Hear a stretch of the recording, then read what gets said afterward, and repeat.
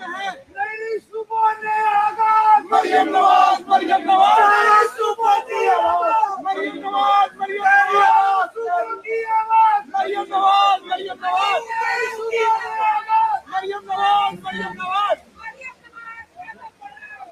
शुक्रिया, शुक्रिया। बिस्मिल्लाहिर्रहमानिर्रहीम। बहुत मोहतरम प्यारे कायद पाकिस्तान मुस्लिम लीग नून, मुअज़्ज़ज़ कायदीन कराम, मुअज़्ज़ज़ पार्लियामेंटेरियन, सेनेटर्स, टिकट होल्डर्स और खुसूसी तौर पे ये जो माशाअल्लाह इतनी सारी ख़वातीन यहाँ पर बैठी हैं, आप सबको मेरा दिल की गहराइयों से मैं आज वेलकम करती हूँ, आप सबको सलाम पेश करती हूँ और इस तारीखी इजलास में आपको खुशामदीद भी कहती हूँ। आज का इजलास सिर्फ इसलिए तारीखी नहीं है कि हम मियां मोहम्मद नवाज शरीफ की क़यादत में एक फैसला कुन जिद्दोजहद में दाखिल होने जा रहे हैं। आज का ये इजलास इसलिए भी तारीखी है कि जितने senators, parliamentarians, MNAs, MPAs, ticket holders यहाँ पर बैठे हैं, उन सब ने वफा की एक तारीख रकम की है।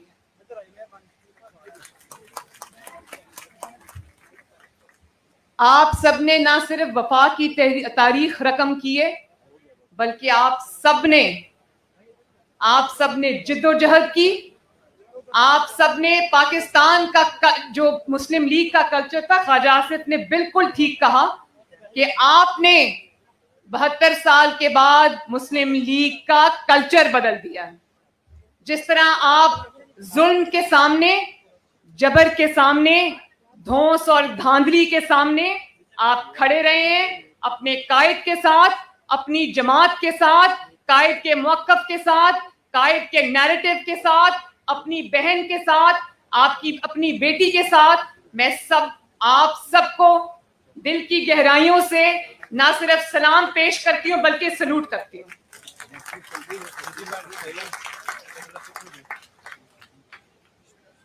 मियां साहब ने जो बयानिया दिया पाकिस्तान में, उसको कहा जाता है कि वो मियां साहब का बयानिया है, और वो जानते हैं ना कि वो बयानिया क्या है।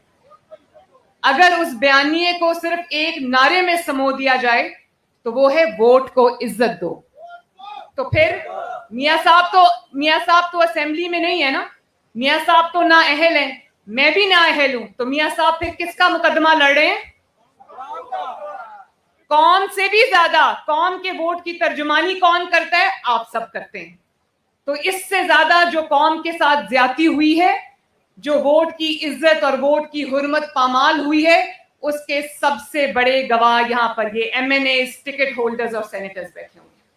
आपके हलकों में जिस तरह से धांधली हुई, और वो धांधली 3 महीने पहले शुरू हो गई थी, मुझे उसकी तफसील में जाने की जरूरत नहीं है। तो वो जो धांधली आप उसके ऐनी शाहिद हैं, गवाह हैं, और आप ये समझते हैं कि पाकिस्तान की हर बीमारी का इलाज इस एक नारे में, जिसको कहते हैं वोट को इज्जत दो, उसमें छुपा हुआ है। क्योंकि जब वोट को इज्जत नहीं मिलती तो फिर जो लाकर हमारे सरों पे मुसल्लत किए जाते हैं, उसमें यह नहीं देखा जाता कि उसमें लायक कौन है, उसमें कौन जो है वो मुल्क की खिदमत कर सकता है, किसके अंदर इतनी क्वालिटीज हैं। उसमें फिर एक ही चीज देखी जाती है, और वो ये देखी जाती है कि कौन कितना ताबेदार है। और जब ताबेदारों को लाया जाता है तो आज पाकिस्तान में जो महंगाई है, पाकिस्तान के अंदर जो लाकानूनियत है, पाकिस्तान के अंदर जो इंतकाम है, पाकिस्तान के अंदर जो आईनी और जो शख्सी हकूक जिनके ऊपर बिल्कुल गवर्नमेंट का कंट्रोल है, जो कि सस्पेंड हुए हैं, फिर ये होता है। और जब मियां साहब आपका मुकदमा उठाते हैं, आपकी जंग लड़ते हैं, पाकिस्तान के अवाम की जंग लड़ते हैं, जब वो कहते हैं कि आईन की इज्जत होनी चाहिए, जब वो कहते हैं कि कानून की इज्जत होनी चाहिए, जब वो कहते हैं कि इंतकाम नहीं एहतसाब होना चाहिए, जब वो कहते हैं कि मेरे लोगों की तर्जुमानी होनी चाहिए, वोट के जो बक्से हैं उसके अंदर जिसका वोट डाला जाए उसी के नाम निकला जाए, तो फिर उनके ऊपर गद्दारी के मुकदमे बनते हैं, उनके ऊपर गद्दारी के पर्चे कटते हैं। तो मुझे एक बात बताएं कि कैसा गद्दार है ये जिसने भारत के 5 एटमी धमाकों के मुकाबले में 6 एटमी धमाके कर दिए? कैसा गद्दार था ये जिसने आने वाली नस्लों के लिए पाकिस्तान का जो सिक्योरिटी थी, पाकिस्तान का जो डिफेंस था, उसने उसको मजबूत कर दिया? कैसा गद्दार है ये जिसकी गद्दारी की गवाही चागी के पहाड़ भी देते हैं? कैसा गद्दार था ये, कैसा गद्दार था ये जो JF-17 थंडर बना गया और पाकिस्तान के डिफेंस को नाकाबिले तस्खीर बना गया? कैसा गद्दार था वो जो मोटरवे बना गया जिसपे जरूरत पड़ने के ऊपर जंगी जहाज लैंड भी कर सकते हैं और टेक ऑफ भी कर सकते हैं? कैसा गद्दार था वो जब वो इक्तदार में आया तो पाकिस्तान की हर गली से, पाकिस्तान के हर शहर से बारूद की बू आती थी। पाकिस्तान के शहरों में शहरियों पर ड्रोन हमले होते थे, धमाकों में, बॉम्ब धमाकों में रोज लोग शहीद होते थे। कैसा गद्दार है वो कि अपने सीने पे अपनी सिक्योरिटी रिस्क को लेकर वो ज़रबे अज़्ब और रद्दुल फसाद लड़कर, कहते हैं ना कि उसके पीछे फौज थी, बिल्कुल रद्दुल फसाद में ज़रबे अज़्ब के पीछे फौज थी, लेकिन आगे नवाज शरीफ खड़ा था।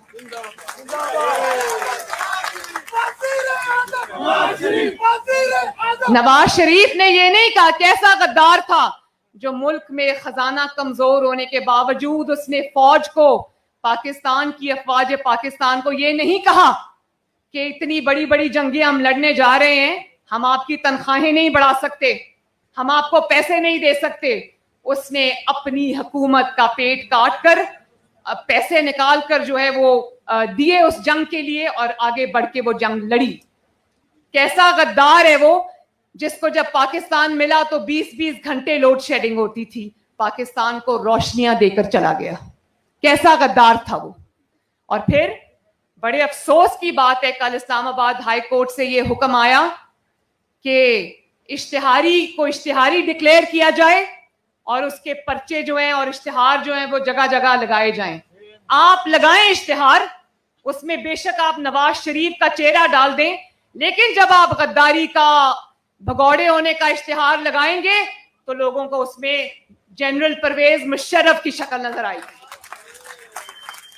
लोग उसमें नवाज शरीफ को नहीं देखेंगे, उसमें उनको जनरल परवेज मुशर्रफ की झलक नजर आएगी, जो आर्टिकल 6 का मुर्तकिब हुआ, जिसको अदालतों ने सजा दी और नतीजतन क्या हुआ कि पाकिस्तान में पहली मर्तबा उस अदालत को इस सफ़ाए हस्ती से मिटा दिया गया।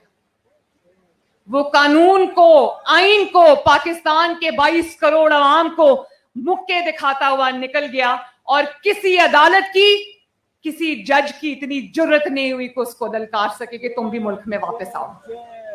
और फिर कहते हो कि हम ढोल बजाएंगे। नैब ने कल कहा कि हम ढोल बजा के ऐलानात करेंगे कि नवाज शरीफ को वापस लाओ। तुम्हें इतना शौक है ढोल बजाने का तो जरूर बजाओ, लेकिन जब तुम ढोल बजाओगे तो आवाज ढोल की नहीं आएगी, आवाज अरशद मलिक की गवाही की आएगी। जब तुम ढोल बजाओगे तो ढोल में से जो आवाज आएगी वो शौकत अजीज सदीकी की गवाही की आवाज आएगी। जब तुम ढोल बजाओगे तो आसिम सलीम बाजवा साहब के पिज़्ज़े के कारोबार की आवाज आएगी।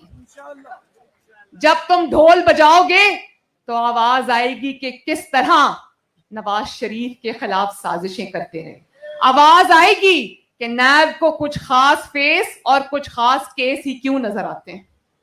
आवाज आएगी कि काजी फाइज ईसा जैसे अपराइट जज, उनकी वाइफ जो सरीना ईसा हैं, वो तो लाठियां टेकते हुए अदालतों के चक्कर लगाती हैं, FBI के बाहर खड़ी होकर इंतजार करती हैं, लेकिन जनरल आसिम सलीम बाजवा की वाइफ, इमरान खान साहब की बहन, उनको तो कोई अदालत, कोई नैब बुलाने की जुर्रत नहीं कर सकता। और जब आप ढोल बजाएंगे तो अभी कल जो इंकशाफात आज मियां साहब ने आपको स्क्रीन पे दिखाए हैं, तो उसमें जो बशीर मेमन साहब है उनकी गवाही की आवाज आएगी। नवाज शरीफ की आवाज तो आपने बंद कर दी, नवाज शरीफ की तकरीर टीवी पे दिखाने की इजाजत नहीं है, लेकिन नवाज शरीफ की आवाज अब टीवी पर दिखाने की जरूरत भी नहीं है। नवाज शरीफ का मुकदमा गली गली, मोहल्ले मोहल्ले, घर घर पहुंच चुका है। अब आवाज उसकी बंद करोगे कि तो उसकी आवाज गूंजेगी इंशाअल्लाह। और नवाज शरीफ की आवाज उस गली मोहल्लों घरों तक पहुंचाने में मीडिया का किरदार तो है, मियां साहब के नैरेटिव का किरदार तो है, आप सबका है, लेकिन सबसे ज्यादा जिस चीज ने आवाज वो गली गली पहुंचाई है वो नवाज शरीफ के साथ होने वाले जुल्म ने वो आवाज गली गली पहुंचाई है। और मेरी अब क्योंकि मगरिब का टाइम है तो मुझे इसको जल्दी खत्म भी करना है अभी, लेकिन मैं आपसे एक बात ये कहना चाहती हूँ कि आज ये भी आवाजें आती है ना कि नवाज शरीफ बीमार हैं, बाहर हैं, तो अंदर क्यों नहीं आते, वापस क्यों नहीं आते, और शायद कारकुनों को लड़ने के लिए छोड़ दिया है। तो मैं अपने कारकुनों को ये यकीन दिलाना चाहती हूँ कि नवाज शरीफ ने अपने कारकुनों को अकेला नहीं छोड़ा। नवाज शरीफ ने सारे जुल्म, सारे वार पहले अपने सीने पे लिए और उसके बाद हमारी बारी आई है। हमेशा होता ये कि कारकुन जब कुर्बानी देने का टाइम आता है तो लोग कंटेनर में छुप जाते हैं और कारकुनों को, निहत्ते कारकुनों को आगे कर देते हैं। इस दफा ये हुआ कि नवाज शरीफ ने सारे वार पहले अपने सीने पे सहे। नवाज शरीफ ने 70 साल की उम्र में, नवाज शरीफ ने इस बीमारी के हाल में, एक दफा नवाज शरीफ को अडयाला जेल में हार्ट अटैक हुआ और एक दफा नैब की कस्टडी में हुआ। वो सब नवाज शरीफ ने पहले अपने ऊपर सहा और उसके बाद उसने कारकुनों को आवाज दी। और आज भी उन्होंने जब आवाज दी है तो उन्होंने ये नहीं किया कि वो लंदन में बैठे, उन्होंने अपनी बेटी को, अपनी निहत्ती बेटी को कारकुनों की सफ में पहले खड़ा किया।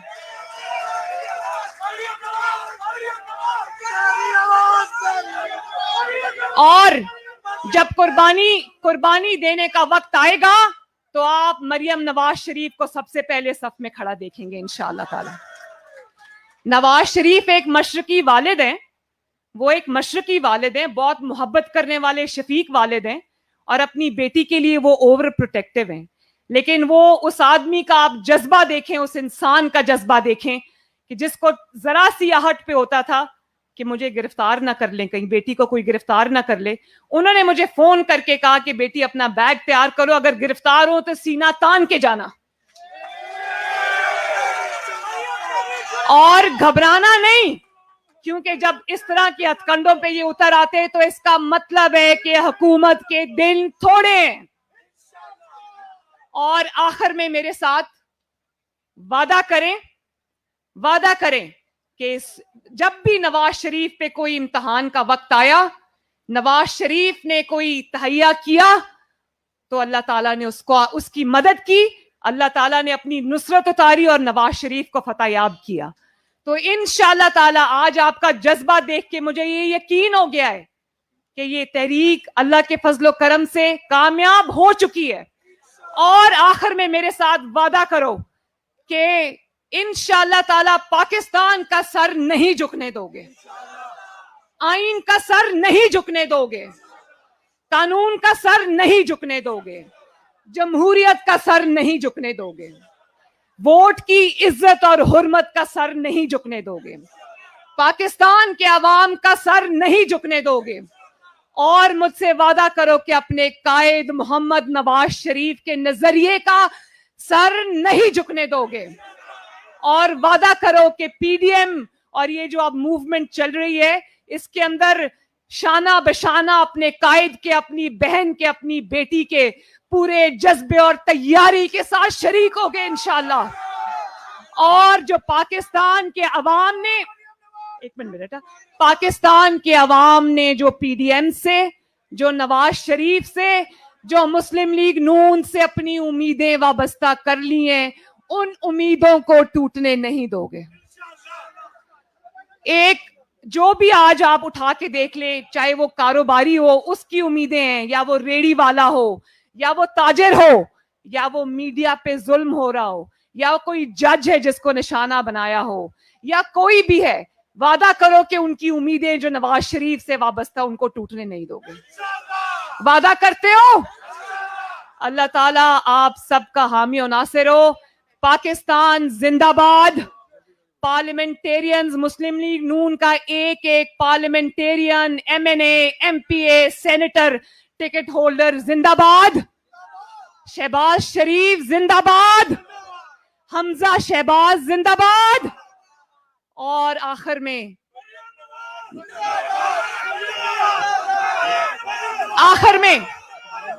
नवाज शरीफ, नवाज शरीफ, नवाज शरीफ जिंदाबाद।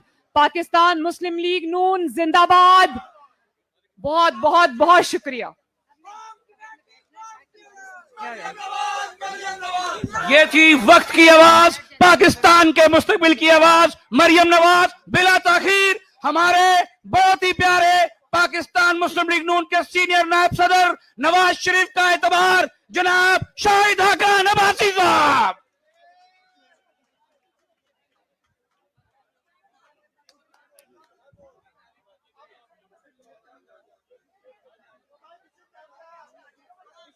थोड़ा तशरीफ रखें यार, थोड़ा बात सुन लें। तशरीफ रखें।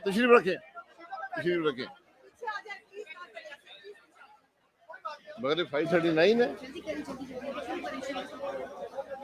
बिस्मिल्लाहिर्रहमानिर्रहीम। मुअज़्ज़ज़ ख़वातीन हज़रात, अस्सलाम वालेकुम। आज मुझे अपने MNA, MPA भाइयों और बहनों को मिलकर बड़ी खुशी हुई। अब इम्तिहान आपका है। मियाँ साहब ने अपनी बात आपके सामने रख दी है। हमारा बयानिया बड़ा वाज़ेह है, इस बात को याद रखें। एक पहली बात यह है कि जो अवाम एक इमानत हमारे सुपुर्द करते हैं वोट की, उसमें खयानत नहीं होगी। और दूसरी बात कि मुल्क को आइन के मुताबिक चलाया जाए।